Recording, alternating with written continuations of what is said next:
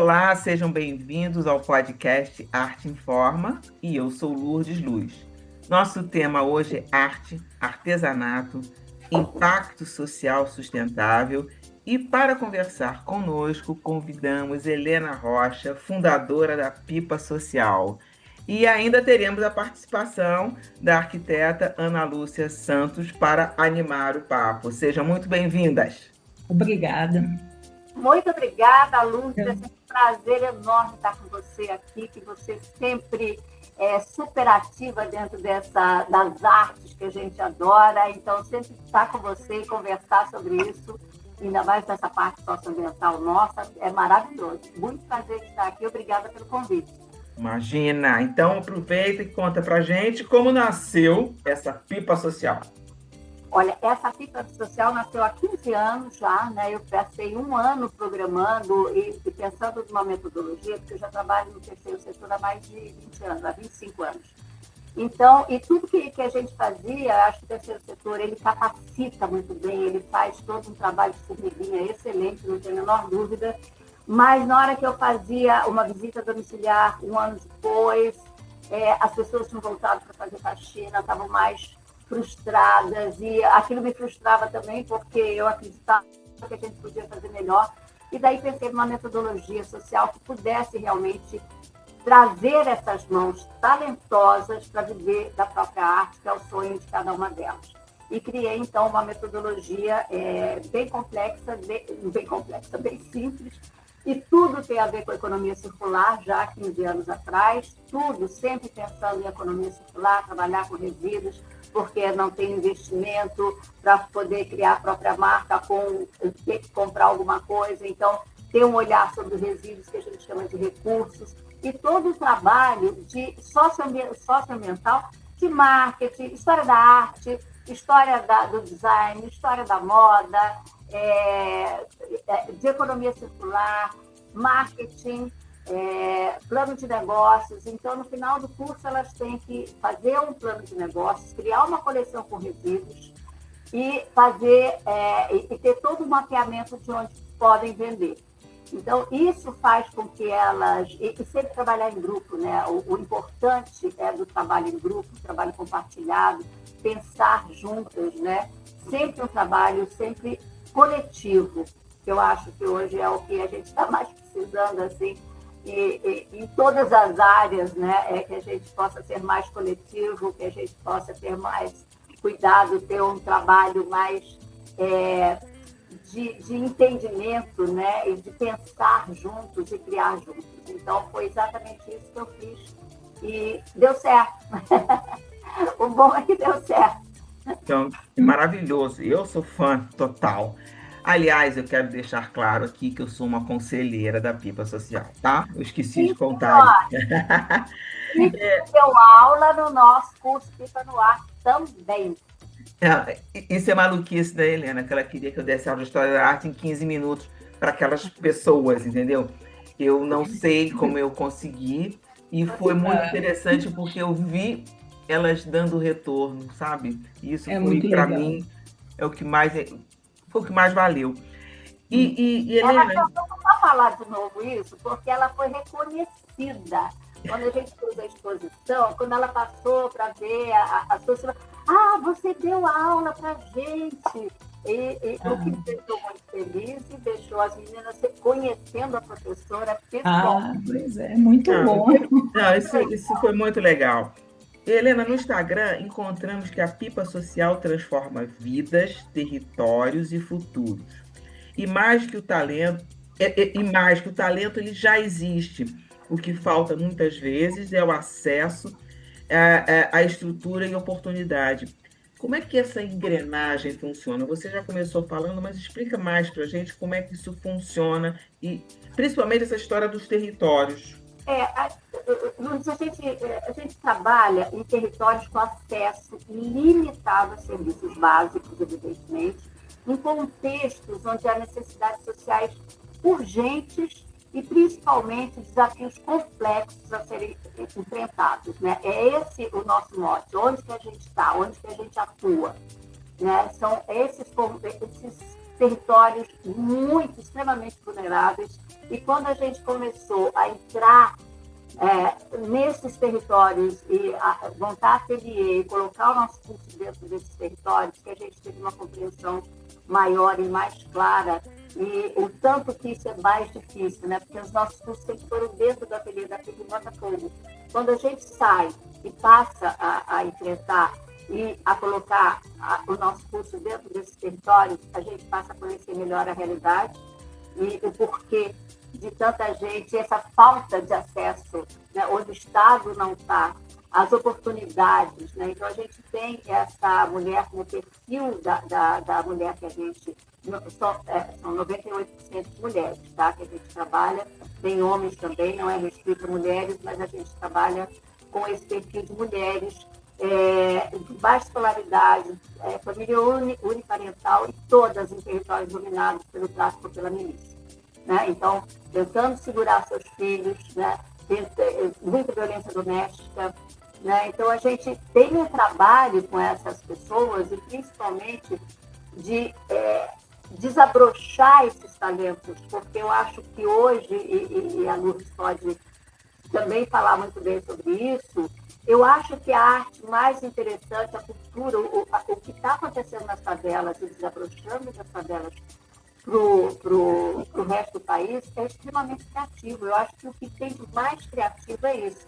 Porque na hora que a gente dá voz, na hora que a gente dá visibilidade, na hora que a gente dá essas oportunidades de explicar e divulgar esses talentos, é assim, olha, é um estado de medo, sabe? É muito importante isso. Quando a gente traz, então, o resultado desse curso para dentro do IAB, né, o Estudos Aplicados do Brasil, onde a gente fez o primeiro movimento Pipa no Ar, resultado do curso que a gente colocou nas favelas, e depois no Palacete Osório, que foi o segundo movimento Pipa no Ar que a gente colocou, a gente vê, quando a gente cria um plano de negócio, chama investidores, chama lojistas, chama designers, arquitetos, né, para ver o trabalho que está sendo desenvolvido na periferia do Rio de Janeiro, é fantástico, porque ninguém vai até essas favelas para descobrir alguma coisa ou saber o que eles estão falando. A gente tem que trazer, a gente ainda não tem,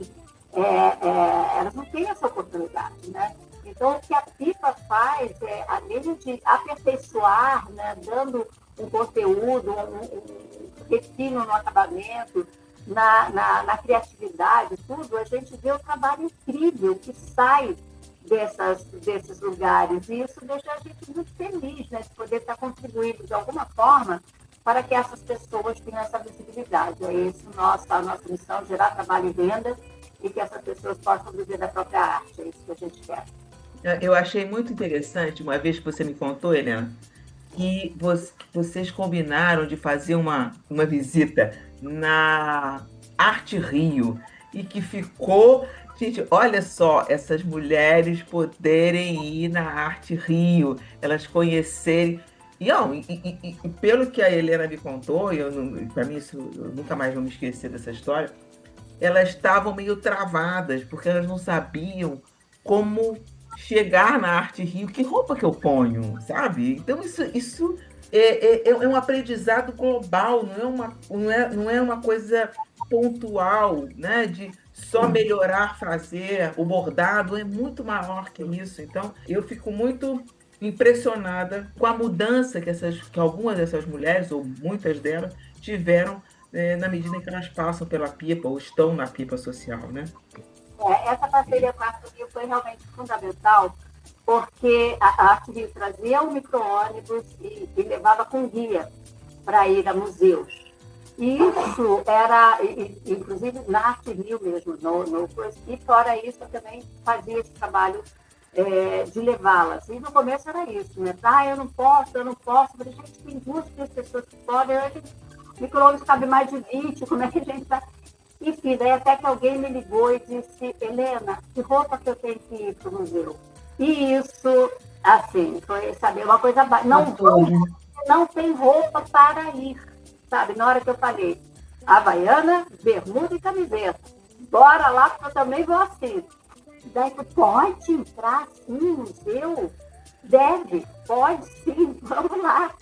E daí, e a primeira exposição, eu me lembro bem, foi da Adriana Varejão.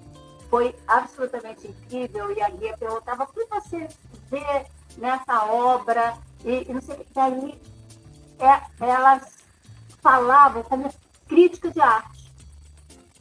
Foi uma coisa tão impressionante como bateu profundamente cada tela, cada escultura, cada trabalho da Adriana. E eles começaram a desenvolver aquele, sabe, uma falando: eu também vi isso, não sei o quê, e ficava na frente de uma obra como crítica de arte, fazendo uma observação, uma reflexão sobre aquela arte, para você ver como o talento, quando a arte bate, elas saíram de lá encantadas. Chegamos na pipa de volta, eles derrubaram metade da pipa, falaram: vamos fazer, agora vamos criar não sei o quê, criaram um monte de coisa. Tudo que tinha aqui na pipa de material, elas saíram criando. Lá eu sei fazer arte. Tá. Bacana. E aí, Ana? Ana quer perguntar coisas eu queria também. saber como é que elas chegam até vocês. Vocês têm um espaço dentro desses territórios e que elas podem ir espontaneamente, é no boca a boca. Elas já vêm porque elas têm alguma habilidade manual, já praticam algum tipo de artesanato, ou elas aprendem lá? Como é esse fluxo? No começo, era assim, eu queria fazer meu projeto piloto aqui eu estava em Botafogo, queria fazer o projeto piloto no Santa Marta. Mas assim que eu comecei no Santa Marta, daí já tinha assim: não, mas eu tenho uma prima que é da Cidade de Deus, eu tenho não sei o que é do Alemão, eu tenho... Então, ela já não começou pequena, Uhum. ela já começou maior. E então, a gente começou a criar um banco de talentos, né, de diversas comunidades do Rio de Janeiro, de diversos territórios do Rio de Janeiro, e já começamos. Mas, sim, as pessoas devem ter alguma habilidade e tem que querer viver da própria arte. Ela tem que querer aprimorar a habilidade que ela tem. A gente não ensina a costurar, a gente não ensina a bordar, a gente não ensina a crochetar, a gente não ensina a fazer bijuteria. A gente aprimora o talento que ela tem com o conhecimento que elas não têm, por causa da baixa escolaridade, né? Então, a gente dá um acesso com muitos professores, com muitas que sabem falar uma linguagem que elas entendem, e elas entendem muito bem, sabe? Mas, não, eu vou ter que parar, como é que eu vou falar? Fala do jeito que você deve falar, porque elas entendem perfeitamente bem. Então, fala de uma coisa que elas amam, né? Sim. Que é artes manuais, é uma coisa que elas amam. Então, tem uma compreensão muito fácil sobre aquele tema que está sendo colocado, sabe? Sim, até porque isso é uma fonte de conforto, né? Então, o que a gente sabe que é necessário é o acesso, né? É a oportunidade. E é o acesso ao conhecimento e o acesso à oportunidade. É isso que a gente acaba tentando, né, fazer da melhor forma possível. Através de pessoas como a Lourdes, por exemplo.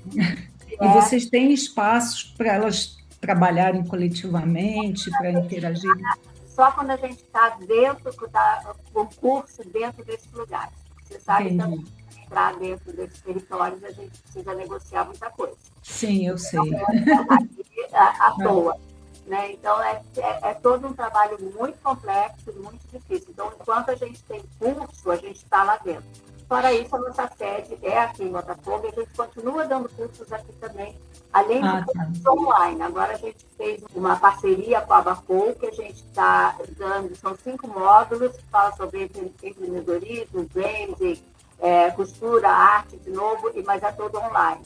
E aqui dentro também do ateliê, também a gente continua dando cursos.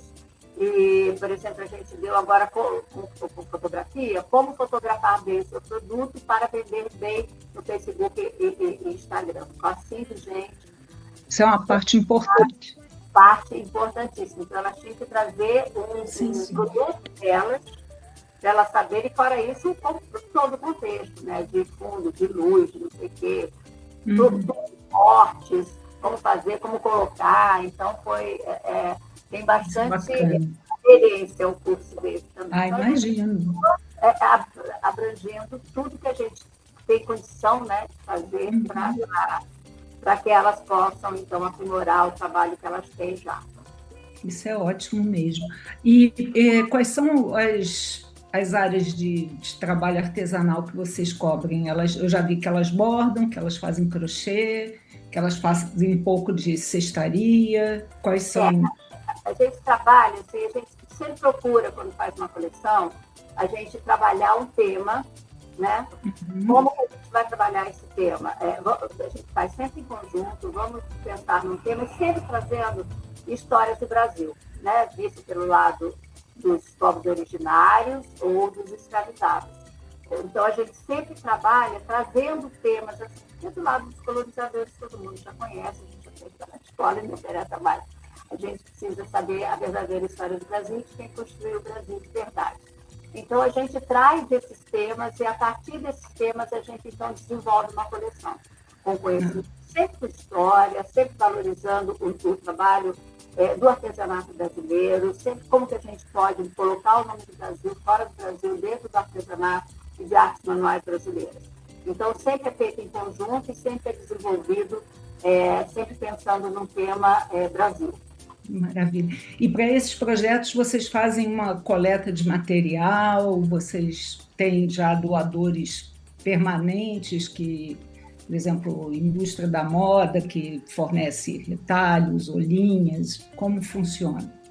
Sim, a gente recebe ao longo do ano, de todos os anos, a gente recebe muito tecido, muito material de doação, né? Tanto da indústria quanto de pessoas físicas mesmo, que às vezes, mãe era do gostava de costurar, tem um monte de coisinha, ela morreu e não sei o que, posso levar para ele? Pode, estando em bom estado, né? Estando higienizado também, tudo a gente recebe. O grupo Soma sempre doou tecidos que saem de linha, né? Então, daí são nem retalhos, são rolos de tecido mesmo que a gente tem.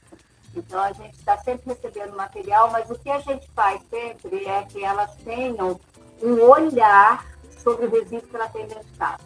Por exemplo, a gente fez muitas esculturas muito incríveis, sempre pensando no tema, com saquinhos de supermercado, que a gente, então, molda, faz o molde dos sacos que vem de mercado, aqueles saquinhos verdes, e daí, roupa que você não quer mais, por exemplo, você não vai doar, desfibra aquela roupa, tira aquelas linhas todas, e daí faz aquelas esculturas com aquilo que você tem. Daí faz a caminha, por exemplo, uma guerreira, né? A gente fez umas guerreiras lindas, imensas, né? Umas esculturas grandes, umas guerreiras. A gente daí pega a Nayá, que é a lenda da Vitória Régia, do Amazonas. Então, a gente faz várias esculturas e pensa, daí tem aquela pulseirinha de Carolinha que você não quer dar, mas não quer de você, ou quer da sua filha, e daí vira uma carinha, faz o olhinho, faz não sei o quê, sabe? Vai aproveitando tudo, né? Tudo. Então, tudo que você tem dentro de casa é passível de você fazer obra de arte, trabalhando com resíduo, que você tem dentro da sua própria casa. Basta a imaginação e basta pensar em alguma coisa. Então, cachorrinho que está lá, faz um cachorrinho, sabe? Pensar em alguma coisa que seja interessante, que elas gostem, para daí poder continuar criando e gerando renda com isso que elas têm. Imagino que elas vão se divertir bastante aí nessas sessões de criatividade. Vocês também, né? Essa é a parte legal. Às vezes que eu as vi juntas, gente, é uma alegria. Parece uma festa. É uma festa. Mas é uma festa, né? Duas coisas que eu tenho curiosidade. Uma é porque a pipa social às vezes faz coisas por encomenda. Dia da Mulher, faz umas tantas coisas para uma empresa tal. E leva para fora do Brasil também. Então são os dois itens que eu acho que é interessante você contar para a gente, né? Como é que a pipa social vive financeiramente? É através de clientes mesmo. A gente já tem um nome muito consolidado em saber trabalhar com resíduos, né? Porque é isso que a gente ensina, é isso que a gente sabe fazer também. Então, a gente tem clientes muito legais, como a Rede Globo, a Bandeirantes, a Granado há anos também que está com a gente, a Repsol, a RD Digital, enfim, a gente tem grandes empresas que hoje trabalham, os resíduos deles a gente então traz para cá, a gente desenvolve novos produtos que eles necessitam para a própria empresa deles. É sempre a economia circular, né? voltando para a economia circular, dentro dos nossos cursos, quando elas se formam, elas então passam a ser também nossas fornecedoras, né? Então, são essas pessoas que também passaram por nosso curso, se formaram no nosso curso, que atendem todos esses clientes, porque todas as peças são feitas por eles, né? Então, a gente já fez a Copa do Mundo para o Sport TV, para vários programas da Copa do Mundo e Olimpíadas de Paris, né? Que sempre usando resíduos dele. A Granados, de todos os eventos que ela faz, ela tem muitos banners. A gente desenvolve muitos produtos para elas. Outras empresas, por exemplo, tem uma escola pública do lado, e eles têm aquele monte de coisas que eles não usam mais. A gente desenvolve estojos, pastas, mochilas, para que eles possam doar, então, para esses alunos dessas escolas. A gente desenvolve com aquilo que eles têm de resíduo, a gente, então, desenvolve produtos ou para eles próprios, ou para quem outras ONGs ou escolas que eles possam apoiar. Então, é disso que a gente vive, né?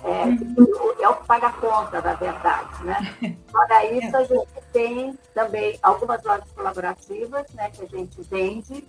Eu já abri mão há bastante tempo de ter loja própria, porque daí são 2 negócios, eu não dou conta. Então, a gente vende lojas colaborativas, onde daí é o perfil de cada loja, e então a gente está sempre vendendo os produtos delas também, inclusive delas próprias, da marca delas próprias, a gente coloca nessas lojas que a gente tem colaboração. Então, isso que a gente faz é através de venda de produtos, a gente não tem nenhum patrocínio na PIPA, a não ser quando a gente faz esses cursos e coloca, então, dentro dessa velas daí, a gente tem um investimento, né, para a gente desenvolver essa parte socioambiental, essa parte de educação, né, profissional que a gente faz. Fora isso, a gente vive de vendas e daí, quando é com o cliente, é que tem escala, né? São 700 peças daqui, teve um mês agora que a gente fez 2.700 peças, então dá para distribuir trabalho para bastante gente e pagar as contas aqui também. A gente tem uma estrutura muito pequena, mas a gente consegue se manter. Difícil, é aquele trabalho de formiguinha, mas a gente consegue se manter. Bom, e para finalizar, que infelizmente estamos chegando ao final da nossa conversa, quais são os próximos projetos? O que você tem aí para contar para a gente? Animação. Eu fico perplexa com tanta animação, meu Deus. Conta aí, Aninha. Olha, a gente então agora também está finalizando uma coleção. A gente tem um apoio primoroso de 4 grandes artistas, que são Tarsila do Amaral, Djanira, Cândido Portinari e Beatriz Milhares. Então, nós recebemos autorizações de algumas peças desses artistas para poder trabalhar em cima, né, e fazer o nosso próprio olhar sobre a obra deles, sempre respeitando a paleta de cores, sempre respeitando a obra. A gente dá as aulas para quem são esses artistas. A gente vai trabalhar com esse, quem é, então a Tarsila, o movimento modernista, como é que foi, tudo para entender olha a responsabilidade que a gente tem na mão. E que a gente vai fazer respeitando e honrando o nome desse artista, né? E todo mundo começa no medinho, assim, né? Inclusive nós, evidentemente, mas a gente, não, imagina, vamos buscar, vamos lá, porque vai dar certo e dá. Então, a gente está lançando essa coleção agora em julho, a gente está finalizando a Beatriz Milhazes, agora que foi a que entrou no finalzinho do ano, a gente está trabalhando sobre as obras dela profundamente, está lindo, está ficando muito bonito, muito bordado, sabe, muito crochê, um trabalho assim, absolutamente primoroso, também coletivo. A gente testou bastante coisa até a gente chegar no formato que a gente queria, e em julho, então, a gente vai lançar essa coleção. Vai ser lindo, vocês podem acompanhar a gente pelo Instagram, tudo que está acontecendo também, Instagram, Facebook, Fibra Social mesmo. E, fora isso, a gente passou por esse semestre também por um reposicionamento de marca, reestruturação de tudo que a gente está fazendo, exatamente para a gente passar para esse outro patamar, que é loja, que é trabalhar com alta decoração, né? Arte e alta decoração.